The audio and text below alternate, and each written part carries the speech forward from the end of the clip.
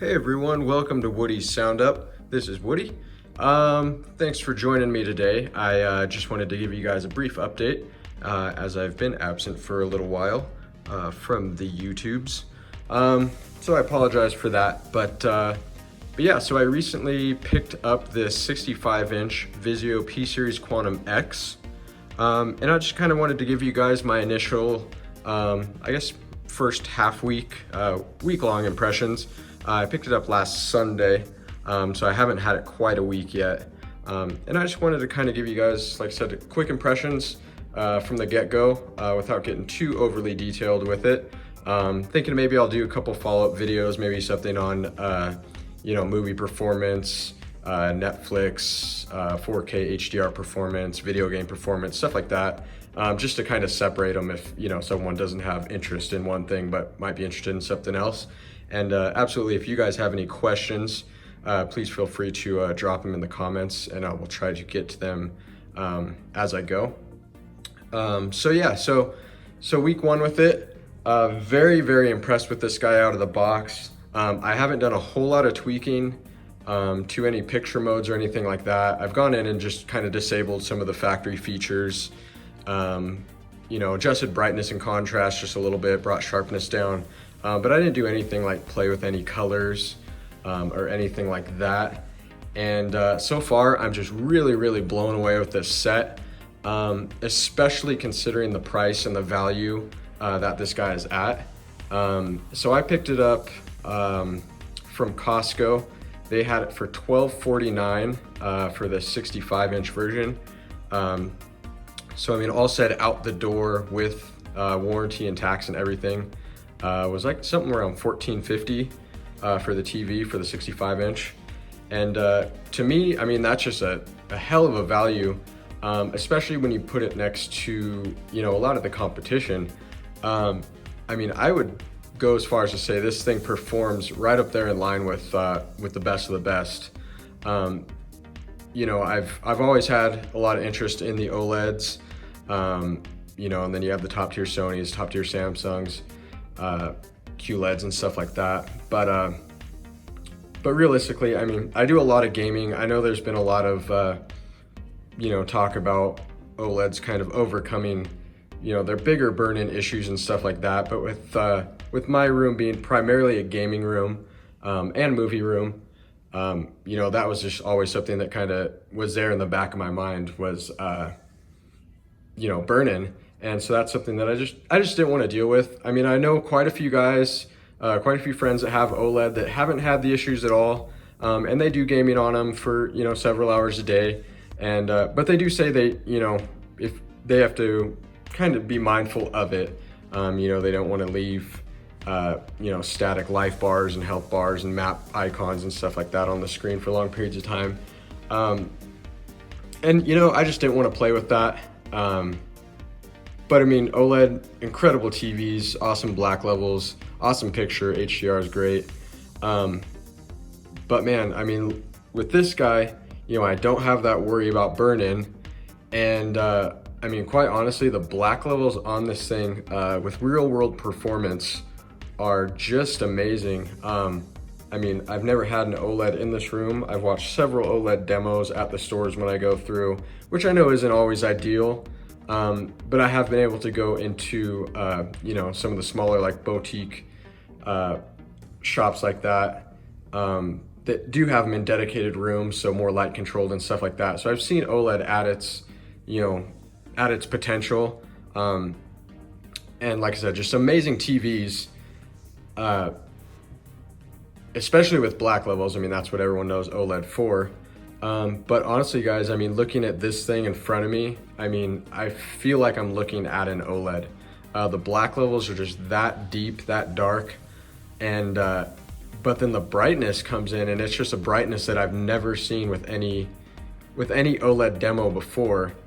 And then when you pair that brightness next to a black level that is pretty damn close with real world content, I mean, it's just an amazing picture. I mean, the colors just really, really pop off the screen.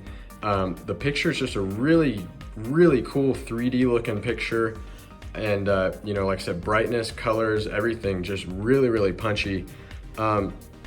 I'm kind of watching the TV behind the camera. I'm just using my iPhone 10, 10s Max to record this right now. And I'm seeing things on the camera that I'm not seeing in the TV itself.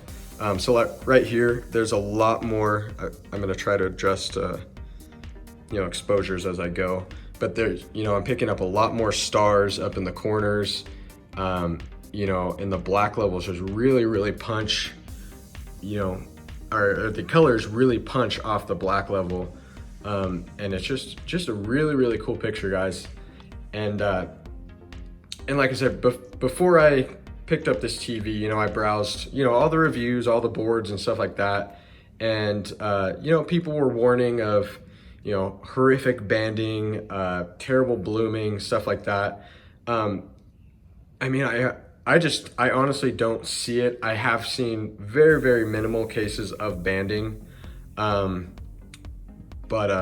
that's with me looking for it. And that was, I watched probably close to an hour of 4K HDR video demos, just running different demos.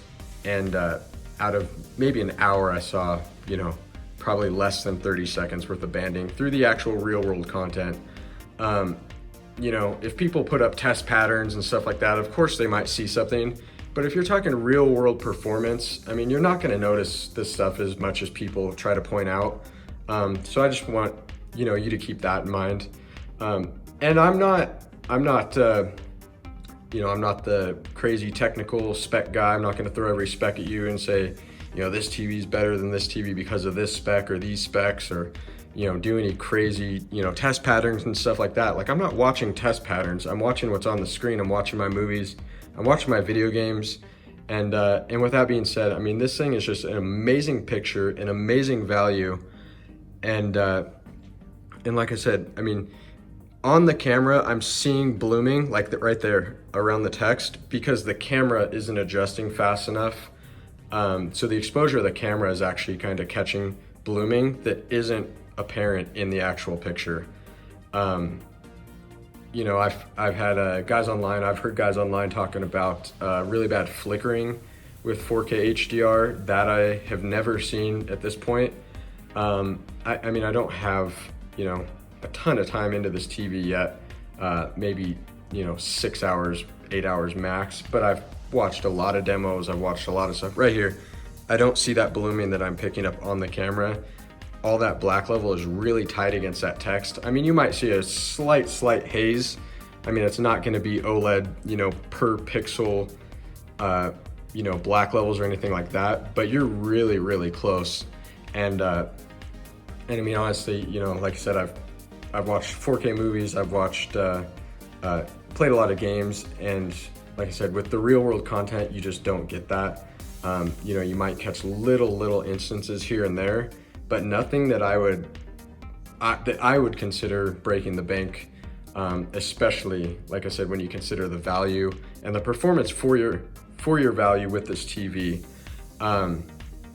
Just in comparison, guys, like I said, I picked this up for $12.49 from Costco, and in comparison, they had a 65-inch Sony OLED and a 65-inch LG C9 OLED, right down the aisle from this guy.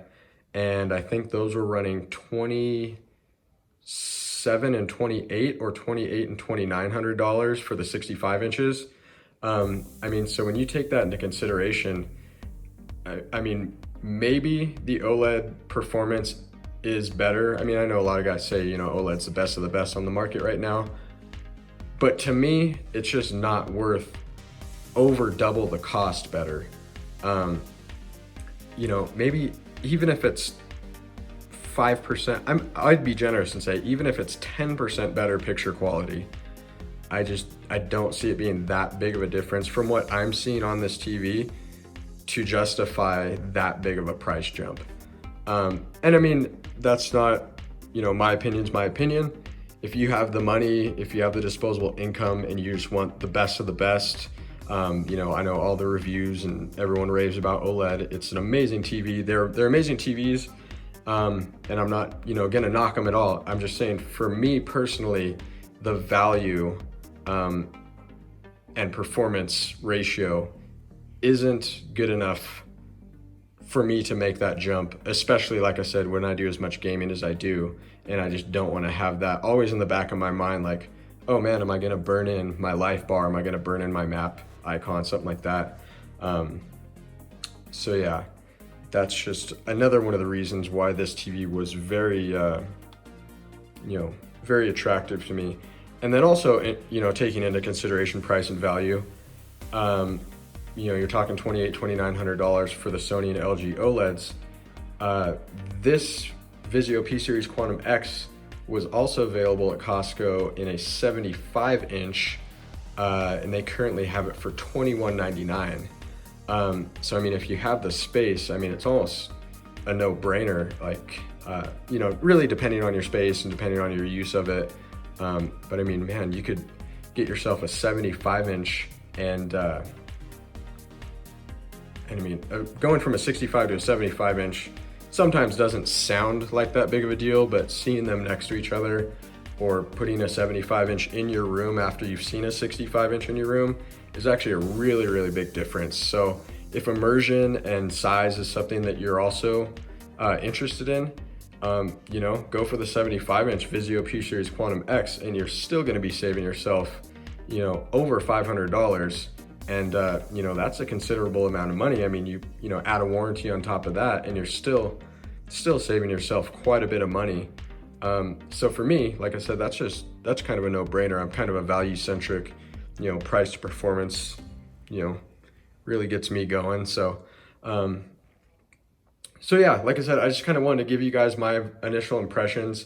So far, just like I said, really, really blown away with this TV. The brightness, the contrast, the black levels.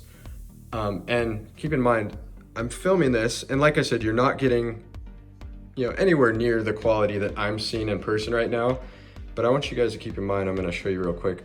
I'm in a fully lit loft right now, middle of the day, and windows everywhere. And this thing is still got amazing colors and brightness and contrast. I mean, there's still little highlights. I mean, right there, I mean, the colors just glaring off the screen. And I mean, even, at nighttime when it's completely dark in here and I've been watching some demos, especially with gaming. If gaming is a big thing for you, I mean, this is a really, really cool TV. HDR highlights just really pop off the screen. I was playing God of War the other night, and stuff like fire, transition from outside to inside, or inside to outside, was just crazy. It's just like really, really blinding light. And it's kind of a cool effect. I mean, it actually makes you squint going from outside to inside to outside, and just seeing the sun just kind of glare at you. It's just really, really cool. Something I've never really experienced with my video games before. And I mean, it just brings a whole different level of, dimension and colors and everything just with my video games, was just amazing. So yeah, so there we go. I just wanted to, like I said, throw you guys a quick little impression. Just kind of wanted to keep it short and just kind of open it up to questions if there's anything you guys wanted to know. And like I said, I'll do a follow-up. Maybe I'll do a follow-up on, a video game centric, video, and then one on, 4K Blu-rays or 4K Netflix, HDR Netflix, stuff like that. So yeah, so throw me your questions, throw me your comments, bash the TV, whatever you guys want to do. And I will try to be as quick as I can to respond and as quick as I can to follow up. Hoping maybe I can try to get one of these up maybe once a week, just the next in the series. So if that interests you, please feel free to follow the channel, and I will definitely try to get that going for you guys.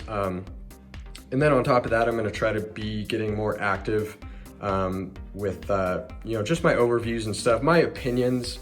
Like I said, I'm not the most technical guy, but I do have some equipment, some speakers and stuff like that I know people want to know about and want to talk about. I currently still have the RF7s. I recently got the RC64 Mark III. Right now it's just temporarily down here. It will be up on the stand after I mount the TV. And then, you know, I still need to do a follow-up on the GSG Audio subwoofer, the big old beast or washing machine there in the corners, people like to call it. And then I know a lot of people online have been asking me about the performance of the RF7 RC64 versus the Klipsch THX Ultras, which I still just have hanging out on the floor off to the side. But yeah, so like I said, if any of that interests you guys, please feel free to give me a follow. You know, leave your comments, leave your questions, and I'll get back to you guys as quick as I can. And yeah, I hope this was helpful. If you're in the market, I know, you know, I'm the type of person that will watch every video out there on speakers and TVs or something if it's something that I'm looking for. So I hope this can be helpful to you guys or give you another option for a TV that you may not have considered. So we'll just leave it at that, and I will see you guys in the next video, and I'll talk to you guys soon. Have a good one. Peace.